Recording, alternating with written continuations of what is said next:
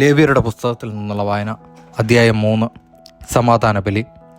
സമാധാന ബലിക്കായി കാലിക്കൂട്ടത്തിൽ നിന്നാണ് കർത്താവിന് കാഴ്ച കൊണ്ടുവരുന്നതെങ്കിൽ അത് ഊനമറ്റ കാളയോ പശുവോ ആയിരിക്കണം.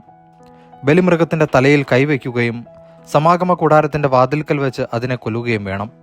അഹ്റോൻ്റെ പുത്രന്മാരായ പുരോഹിതന്മാർ അതിൻ്റെ രക്തം ബലിപീഠത്തിന് ചുറ്റും തളിക്കണം.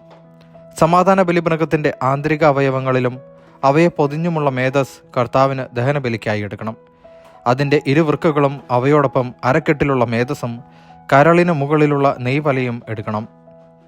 അഹ്റോന്റെ പുത്രന്മാർ അവ ബലിപീഠത്തെങ്കിൽ വിറകിന് മുകളിൽ വെച്ച് അഗ്നിയിൽ ദഹിപ്പിക്കണം. അത് ദഹനബലിയും കർത്താവിന് പ്രീതികരമായ സൗരഭ്യവുമായിരിക്കും. ആട്ടിൻകൂട്ടത്തിൽ നിന്നാണ് സമാധാന ബലിക്കായി കർത്താവിന് കാഴ്ച കൊണ്ടുവരുന്നതെങ്കിൽ അത് ഊനമറ്റ മുട്ടാടോ പെണ്ണാടോ ആയിരിക്കണം.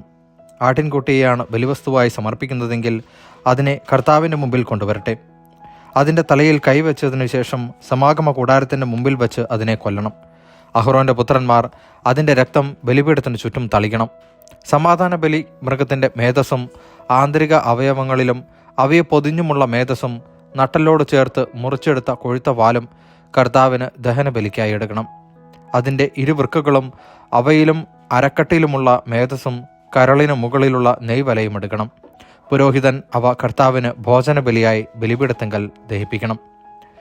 ബലിമൃഗം കോലാടാണെങ്കിൽ അതിനെ കർത്താവിൻ്റെ മുമ്പിൽ കൊണ്ടുവരണം.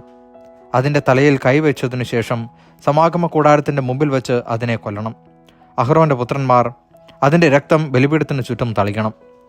അതിൻ്റെ ആന്തരിക അവയവങ്ങളിലും അവയെ പൊതിഞ്ഞുമുള്ള മേധസ് മുഴുവനും കർത്താവിന് ദഹനബലിക്കായി എടുക്കണം. അതിൻ്റെ ഇരുവൃക്കകളിലും അവയിലും അരക്കെട്ടിലുമുള്ള മേധസ്സും കരളിന് മുകളിലുള്ള നെയ്വലയും എടുക്കണം. പുരോഹിതൻ അവ ബലിപീഠത്തെങ്കിൽ വെച്ച് ദഹിപ്പിക്കണം. അത് കർത്താവിന് പ്രീതികരമായ സൗരഭ്യത്തിനായി അഗ്നിയിൽ സമർപ്പിക്കുന്ന ഭോജനബലിയാണ്. മേധസ് മുഴുവൻ കർത്താവിനുള്ളതത്രേ. രക്തവും മേധസ്സും ഭക്ഷിച്ചുകൂടാ എന്നത് നിങ്ങൾ വസിക്കുന്നിടത്തെല്ലാം തലമുറ തോറും എന്നേക്കുമുള്ള ഒരു നിയമമായിരിക്കും.